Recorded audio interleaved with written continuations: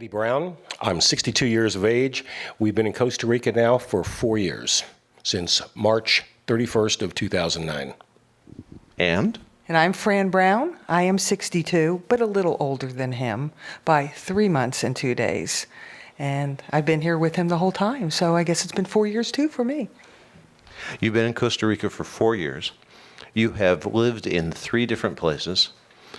Tell me why you ended up here on top of a mountain, a hill overlooking the bay. You could have been any place in Costa Rica.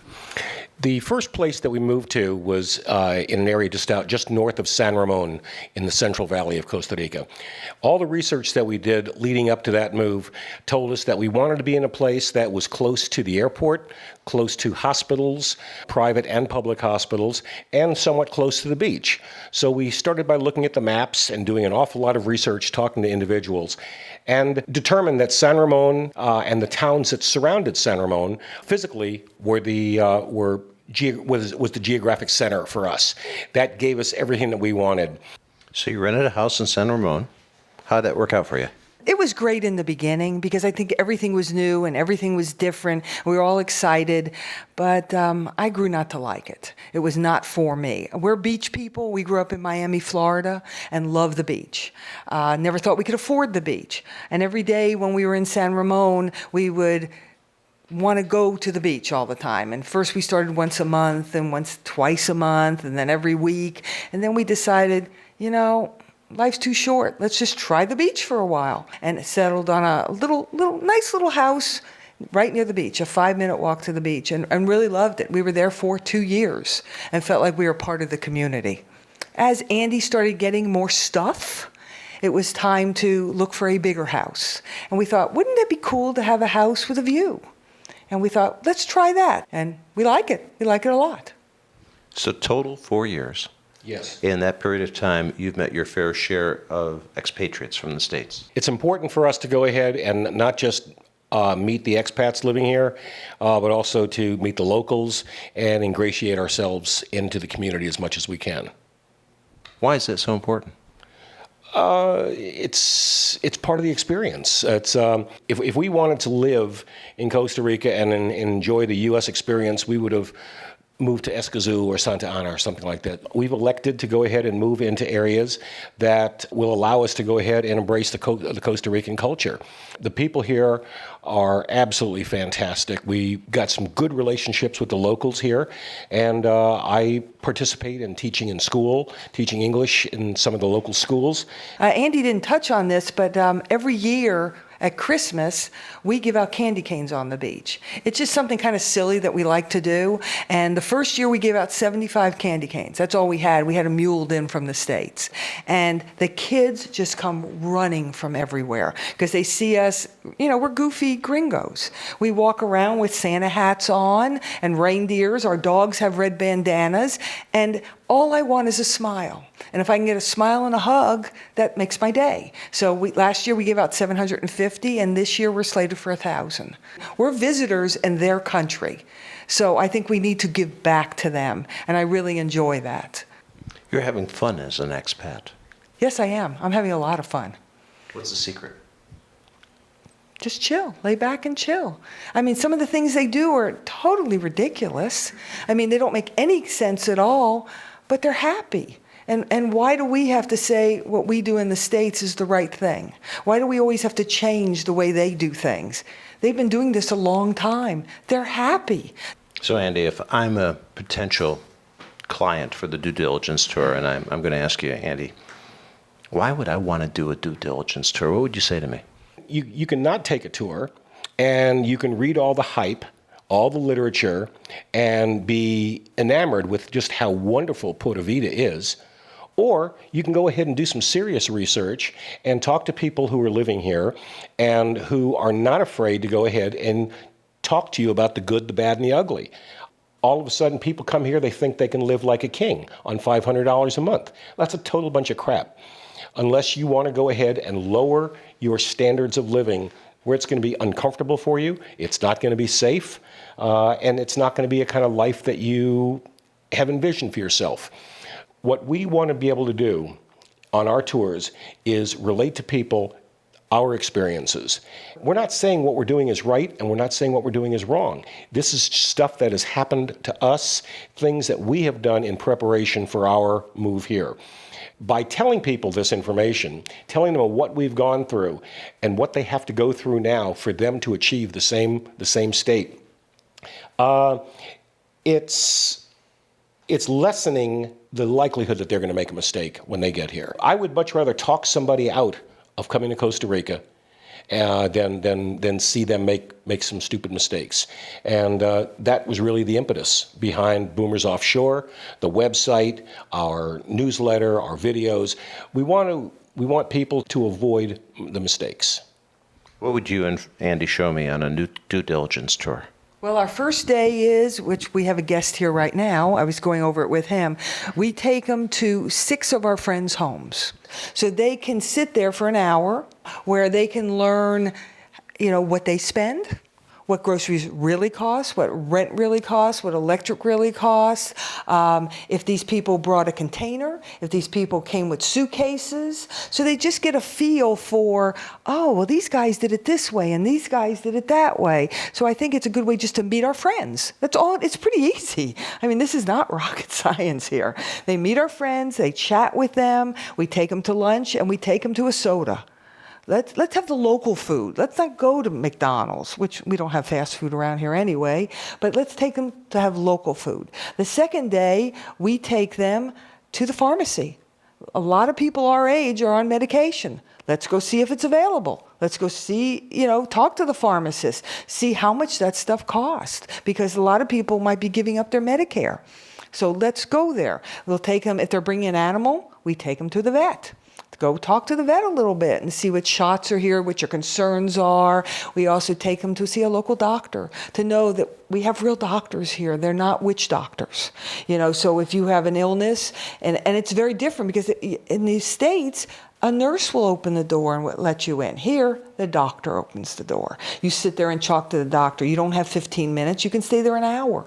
It doesn't really matter. It's just different. So that we want them to experience real life. Then we take them grocery shopping where they have a heart attack. I mean, they're shocked at how expensive a bag of Ruffled potato chips is. But I say, you worked 40 years. If you want to spend $5 for potato chips, do it. But that's what it's going to cost you. It's twice as much here. And then we take them to a little store, kind of like a Lowe's or a Depot kind of store. It's called Do It Center, where they can see how expensive a shop vac is. So if they're thinking, should I leave my tools at home? Should I bring my tools? I love tools. It gives them a good feeling how expensive they are to replace. The last day, we'll take them to another area, which is Tamarindo, which is very different than this area, where they can see the beautiful beaches there. And we have lunch with a local realtor who doesn't really sell them. It's the only realtor that we really like a lot. In fact, he's a renter. He doesn't own a home, but he knows so much about the areas. He's lived here, he's lived there, he's lived in a lot of Central America. So instead of them listening to us for the third day, they get someone else's, overview of this country and why he chose that country. I also, at the very end, ask for feedback. I give them email addresses of everybody they saw, so they're free to talk to them on Facebook, email them, start your network of people. Because when you want an apartment or you want a place to rent, that's your foundation. The people that you met here that now you can say, hey, I'm looking for this, I'm looking for that. And somebody will say, oh, I have a friend who's renting something. So they can start their network and questions and all that. So I think it's a pretty good tour. I mean, people seem to enjoy it. We meet new friends, and hopefully they're a little more educated when they leave.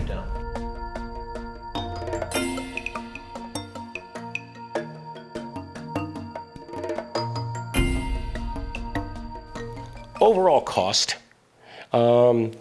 They're inundated with all the advertising and hype about how you can live here so cheaply. You can't. The prices are going up all the time. Electricity is very expensive. The import tariffs on anything imported in this country is absolutely ridiculous. Virtually double the cost you're going to pay back in the States.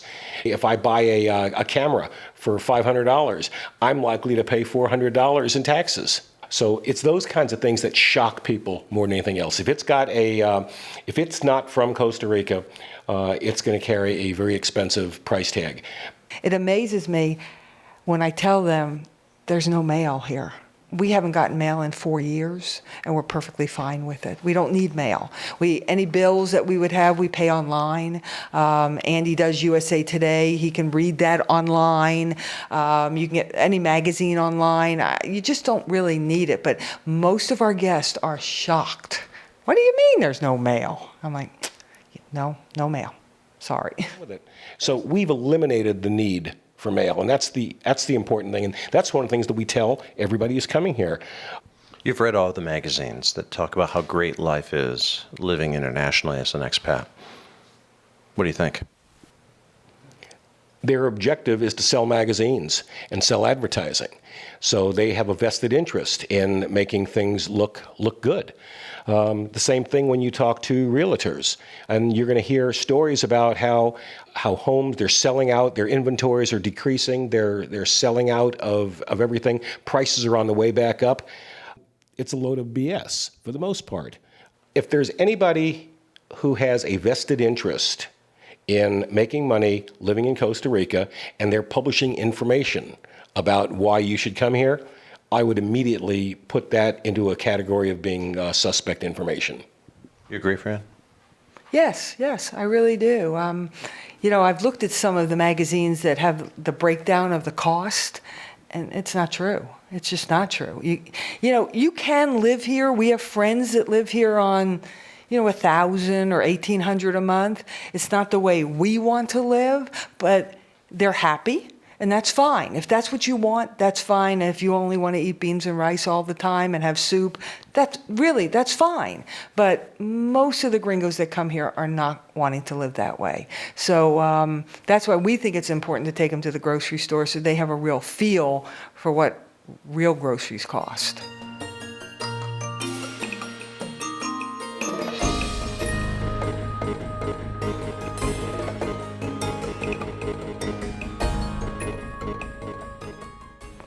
Not for me, because I think I got a little gypsy blood in me, and I like to move around a lot. So I don't know. I always envy people who said, when I retire, I'm going to move to the Carolinas and I'm going to golf every day. I always envy that because I've never said that ever. Like, we're in Costa Rica and this is a great experience. Do I think I'll be here forever? Probably not. But I don't think I'll be anywhere forever. I just have this gypsy where I want to zoom around. I don't think Andy's up for another adventure, but I certainly am. I would go to another country and try something different. Will we do it? Who knows? But I don't think we both think we're going to live and die and be here forever.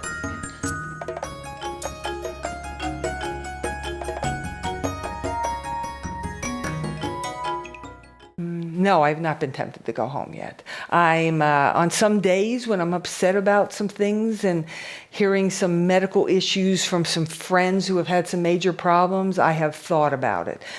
Days when there's too much dirt in this house and the bugs start coming in, I've thought about it. But those are silly things. I'm happy here. It's fun, but will I be happy here forever? Probably not. Probably a catastrophic illness would probably send me home. Or the kids needed something special or something more catastrophic to go back. I learned a long time ago, never say never, and I'll live by those words. Like Fran said, it would probably be something catastrophic that would get us to move and go back, probably an illness or some kind of a tragedy. But anything short of that, I don't know. I really enjoy our life that we have here in Costa Rica. There's things that I love back in the States, and we think about it all the time when we do make a trip back there, that things that we miss. This is going to sound weird. Driving down the road, for some reason, if you got to go to the bathroom, you're not more than 30 seconds away from any place, driving on any highway in the States. Here, things are a little bit different. You're not going to find the 7-Elevens or the McDonald's that you can run in and do a quick potty break. So it's these kinds of things that it takes a little bit of getting used to. I can deal with inconvenience. We'll lose electricity for a couple hours. We'll lose internet connection for a couple of hours or a half a day or something like this. And life becomes a little bit more inconvenient. I don't think the inconveniences are such that it would cause me to go back to the States. It's more of an adventure, I think, from that standpoint. I think there's going to be a point where we miss our creature comforts. We love the United States. We did not leave the United States for any political reason. I'm proud to be an American. I want this in the tape. I'm proud to be an American. I'm happy to be an American. We left because of the price of health care that we could not afford. It was just going to drain us too much.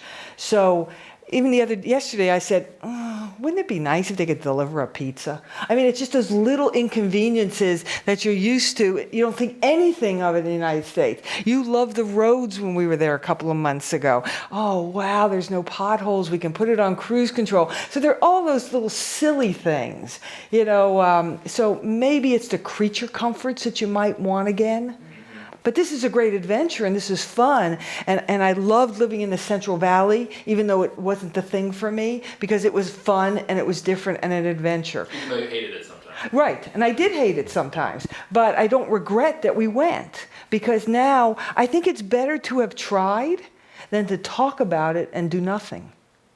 So why don't we just go out, experience life, and have a good time? If we end up going back home, we go back home, because I think the States will always be our home.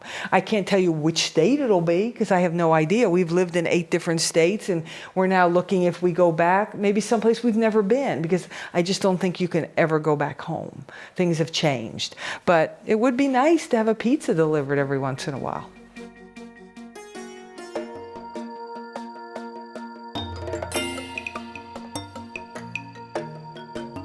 Anybody that buys a place sight unseen is a fool. Buying something sight unseen, you're just opening yourself up for disaster.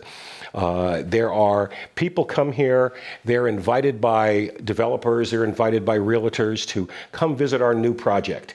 And they come in, they look, they're welcomed into this beautiful building or this beautiful development that's got this incredible marble arch, and you drive into it and you see where they're going to be putting in all the infrastructure. Well, yep, we're going to have the electricity in here, we're going to have the water flowing here, we're going to have the roads paved, we're going to have this, we're going to have that.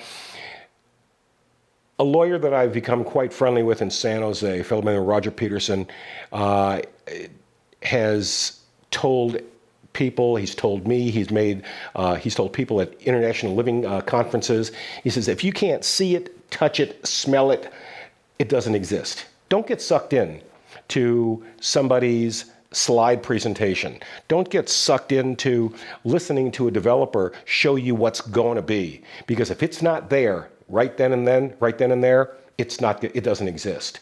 There's too many projects that have been started and have collapsed. We know of several people that have lost hundreds of thousands of dollars because they've gotten involved with pre-construction discounts. They've gotten involved with projects that, for whatever reason, because they've not properly permitted, they're illegal, the developers ran out of money, they started phase 2 of a project so they can get money to pay for phase 1. Whatever reason you can think of, we've seen the people who've been victimized, we've heard all the stories, and anybody who does something like that is a bloody fool. You come here, you rent, you spend at least 6 months to a year getting to know the country. Once you've achieved that level of understanding, and if you still want to buy, then I think it's your decision, it's your money, but know what you're getting into. Buying something sight unseen or buying it based on some guy's presentation, that's the biggest mistake people can make. People come here, they wind up thinking with their hearts instead of their heads. They leave their logic back in the States, and they come here making huge mistakes. Doesn't happen all the time, but it certainly happens enough. So give me some advice. I'm going to come to Costa Rica. I'm thinking about it. What do you tell me in 2 or 3 good ideas? What do I need to be if I'm going to be successful here as a new expat? Well, I think you have to come here with a sense of adventure. You come here with a sense of humor. and you come here with a lot of research under your belt. You come here several times, make several visits in all different kinds of durations. You come here at different times of the year. You learn what you're getting into so that you avoid making these serious mistakes. You do anything with your eyes wide open, then I think you're going to have a much greater chance of success. People that are coming here and thinking they're going to be able to map out their lives because this is what they read in the magazine, they're gonna have their sandals kicked off, be it laying on this beautiful white sand beach, and having Mango Boy bring you their drinks all day long. Ain't gonna happen. You know, this is real life. And if they apply the same logic moving here as they did to where they're living back in the States, use the same level of logic and the same level of skepticism, they'll come here better prepared. And that would be my recommendation. Come here, rent. You don't have to rent forever, but rent and get to know the country, know the people, know what's expected, know that some of the processes around here are so screwed up that they defy belief. But if you can look at it and laugh and say, well, that's the way it is.